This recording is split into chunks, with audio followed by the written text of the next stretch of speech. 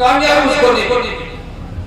16 मरतबा जब उसको शिकस्त हुआ जा रहे थे, किसी ने उससे कहा कि हजरत इस गांव में बुजुर्ग रहते हैं, अल्लाह वाले रहते हैं, उसकी खिदमत में हाजिरी दीजिए, उससे दुआ लीजिए, उसकी ज़ियारत कीजिए, हो सकता है कि आपको कामयाबी मिल जाए। तो मोहम्मद गज़नवी ने सुना, उन्होंने कहा कि नहीं, अभी उन बुजुर्ग की खिदमत में हाजिर नहीं होगा। इसलिए नहीं होगा कि अभी तो हम उसकी नीयत से आए नहीं, हम तो हमला करने के लिए आए थे, वापस शिकस्त करके जा रहे हैं, अभी हम हाजिरी नहीं देंगे, उसकी खिदमत में हाजिर नहीं होंगे। सबसे पहले हम अपने वतन जाएंगे, वहां से इरादा करके आएंगे उनकी ज़ियारत के लिए, फिर उसको दुआ। तो लिखा है कि मोहम्मद गज़नवी अपने वतन गज़नी चले गए, कुछ दिन किया गया और फिर वहां से नियत करके अबुल हसन सरकारी की खिदमत में हाजिर हुआ, वहां से खास नियत करके आया। जब हाजिर हुआ तो फिर अपने मुद्दा को पेश की और अपने फिरियाद की खिदमत भी पेश की कि मैंने 16 मरतबा हमला किया लेकिन कामयाबी नहीं मिल सकी। दुआ फरमा दीजिए कि इस पर जब हम अपने कुव्वत का मुजाहिरा करेंगे तो कामयाबी मिल जाएगी। तो अबुल हसन सरकारी ने मोहम्मद गज़नवी को रवायत करते कि अपने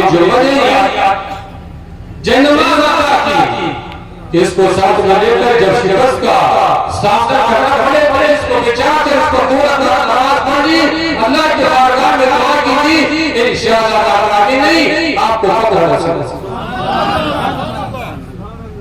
और वही हुआ जब 17 मरतबा उन्होंने हमला किया, जब उसको शिकस्त का सामना हुआ, शिकस्त का एहसास हुआ, उन्होंने उस मुसाला को विचार करके या जुबत ने सर फड़ा कर अल्लाह के बारगाह में दुआ की कि या अल्लाह जन्नत के सच्चे में, इस जुमे के सच्चे में कामयाबी अता फरमा।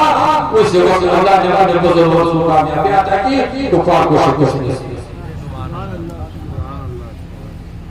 नीयत में अगर इखलास हो तो फिर इंशाअल्लाह अज़ीज़ आप जिस नीयत से आए हैं, जो नीयत लेकर आए हैं, आप मारूम होकर के नहीं जाएंगे, बल्कि अपने मशाइख के फूल बरकत दुनिया और आखिरत की कामयाबी लेकर के आएंगे। तो हम लोग बुजुर्गों के उर्स में जाते हैं, जाना ही चाहिए, बुजुर्गों के खिदमत में हाजिरी देना ही चाहिए। इसलिए अल्लाह जो सच्चों के साथ रहो, सच्चों के सोहबत में रहो। और उलमा ने लिखा है कि पूर्ण साजिद और पूर्ण मासाजिद का मतलब है कि साजिदीन का अकीदा भी इख्तियार करो और साजिदीन का सिरत भी इख्तियार करो, उनकी सूरत भी इख्तियार करो, तो इंशाअल्लाह अज़ीज़ दुनिया में भी अल्लाह के रहमतों से चमकते रहोगे, अल्लाह की रहमतें बरसते रहेंगे। और जब दुनिया से रुखसत हो जाएंगे तो अल्लाह के रसूल ने खुशखबरी सुनाया, अलमरउ मअ मन अहब्बहु, कि दुनिया में जो जिसके साथ मोहब्बत कर रहा हो, जब बहुत ज़माना उसके साथ उसका असर नसीब। और ये कितना अहम है, हदीस पाक में आता है कि बनी इस्राइल में एक इंसान था जिन्होंने अपनी जिंदगी में 99 कत्ल कर चुका था, एक दम सब कत्ल कर चुका था, इतना बड़ा गुनाहगार था, बड़ा शैतान था। एक दिन उसको क्या होगा, अपने गुनाहों का एहसास, अपने गुनाहों का उसको एहसास हो गया और उन्होंने कहा कि मैं तो बड़ा गुनाहगार हुआ से आता हूँ, 99 कत्ल कर चुका हूँ, मरने के बाद मैं क्या करूंगा, अल्लाह की बारगाह में क्या जवाब देंगे। तो लिखा है कि एक आदमी के पास गए, मौलाना सादी सिराजी के पास गए, एक आदमी के पास गए और उससे कहा कि इंसान मैं तो 99 अपने कत्ल कर चाहूँ, मेरा तौबा कबूल हो सकता है क्या नहीं? अगर अल्लाह की बारगाह में हम तौबा कर लेंगे तो तौबा कबूल हो सकता है कि नहीं? उस साबित ने कहा कि तुम इतना बड़ा गुनाहगार, जब तुम 99 अपने कत्ल कर चुके हैं, तुम्हारा तौबा अल्लाह की बारगाह में कबूल हो ही नहीं सकता। अपने इल्म के मुताबिक, अपने शराइत के मुताबिक। तो जब उसने सुना तो लिखा है कि उसने सोचा कि जब तो कबूल नहीं हो सकता है तो उसका भी सर कदम कर दे, सब पूरा करे। जब सब पूरा हो गया थोड़ी देर के बाद फिर उसने इस्लाह किया कि मरना है, बारगाह इलाही में जाना है, हर चीज जरे के हिसाब से नहीं है। तो किसी ने बताया कि पुराने गांव में एक बुजुर्ग रहते हैं, कहना वाले रहते हैं, उसके पास जाओ, वही इंशाअल्लाह तौबे करने का तरीका बताएंगे, आपको अल्लाह के बारगाह में कबूल हो जाएगा। जब उसने सुना वो रवाना हो गया, चला तौबे के वजह से एक अल्लाह वाले के पास, एक अल्लाह के महबूब बंदी के पास चला। चलते चलते अभी कुछ रास्ता तय कर चुका था कि मौत का फरिश्ता आया और उसको रोककर उसको जमीन पर गिरा। अभी आप पहुंचे ही नहीं रास्ते में, जैसे उसको रोककर वो हो गया तो उधर से रहमत के फरिश्ते भी आए और उधर से जहन्नम के फरिश्ते भी आ गए। जहन्नम के फरिश्तों ने कहा कि ये तो इतना बड़ा गुनाहगार है कि इसलिए 100 आदमी का कातिल है, इसका रूह आप लोग ले जाएंगे, जहन्नम में ले जाएंगे। जन्नत के फरिश्तों, रहमत के फरिश्तों ने कहा कि जरूर का कातिल तो है, लेकिन ये तौबे के गरज से अल्लाह वाले की खिदमत में जा रहा था, लिहाजा इसको हम लोग ले जाएंगे। जब दोनों में तनाज़ुर हो गया, दोनों फरिश्तों में, रहमत के फरिश्तों में और जहन्नम के फरिश्तों में तनाज़ुर हो गया, तो अल्लाह की तरफ से हुक्म है कि फरिश्तों आपस में इख्तिलाफ करने की जरूरत नहीं, डरने झगड़ने की जरूरत नहीं। जमीन को नाम हो, अगर ये अल्लाह वाले से करीब है तो इसका रूह रहमत वाले फरिश्ते ले जाएंगे। अगर ये अपने गांवों से कोई निकाल से चले, अगर वहां से करीब है तो इसका रूह को ले जाएगा, जहन्नम वाले फरिश्ते ले जाएंगे। तो जब नाती शुरू हो गया तो अल्लाह जल्ल शाह के करम से उस जमीन को जो अल्लाह वाले से करे तो उसको हुक्म दिया कि सर जाओ। अल्लाह वाले से करीब हो गई तो अल्लाह जल्ल शाह ने अपने मुफस्सिरीन के मुताबिक उसके तमाम गुनाहों को माफ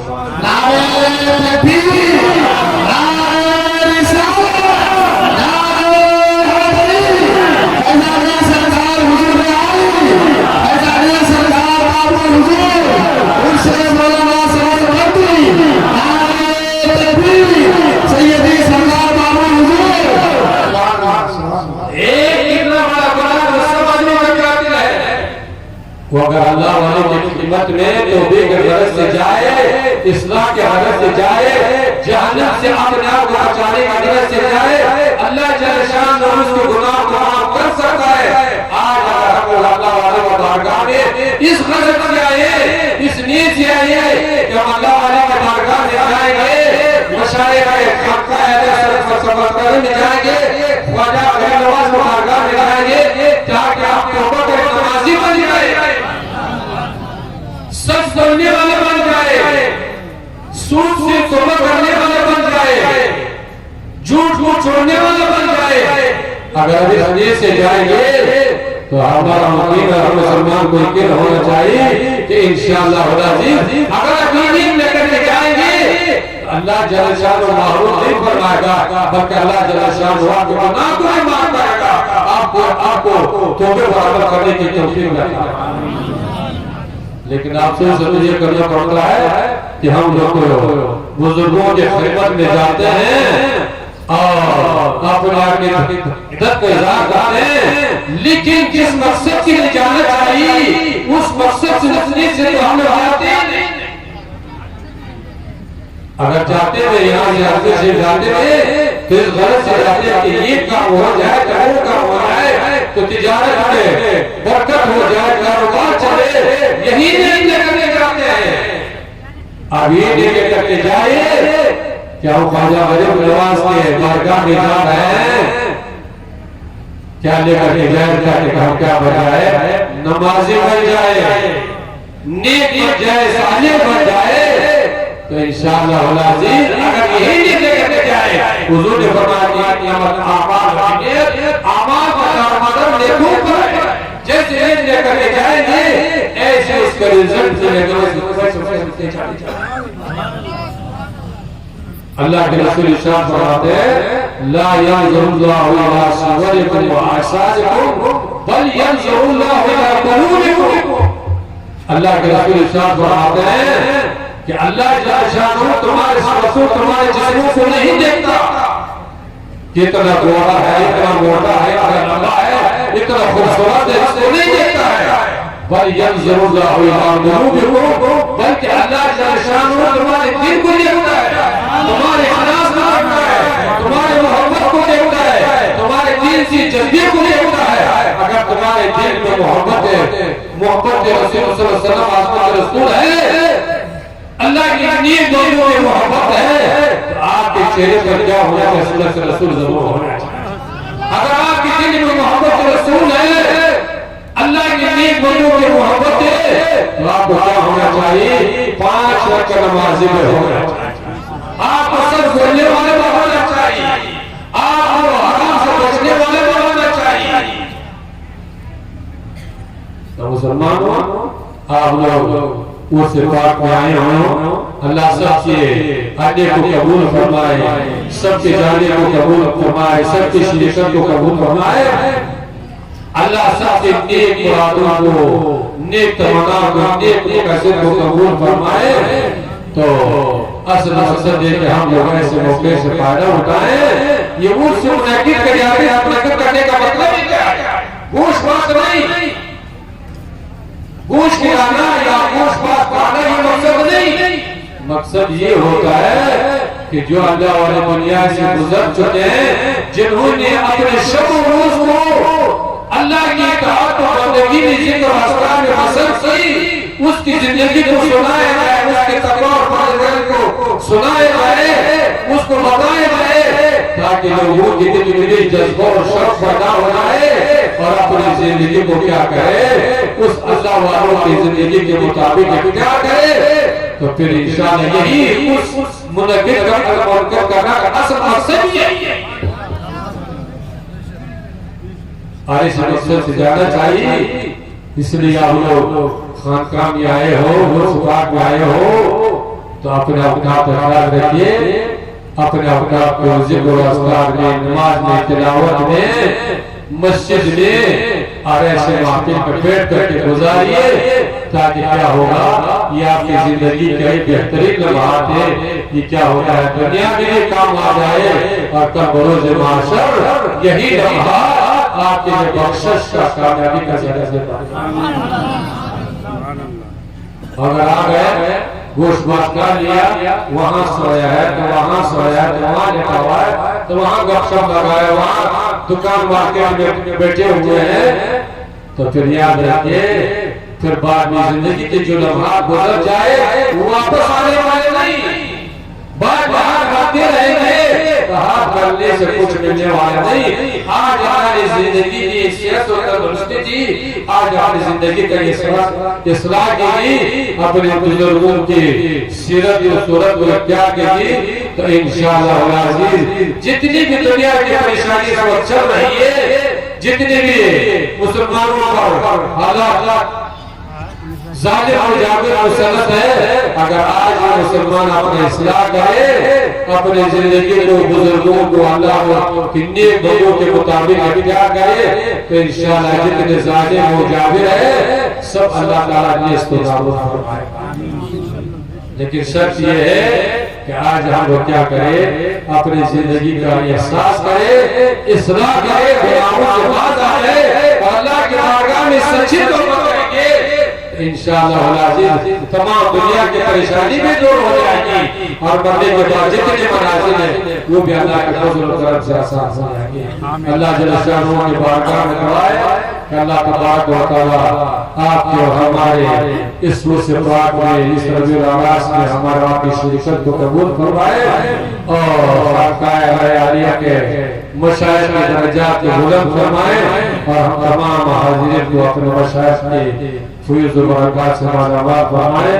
वाह दावा अल्हम्दुलिल्लाह।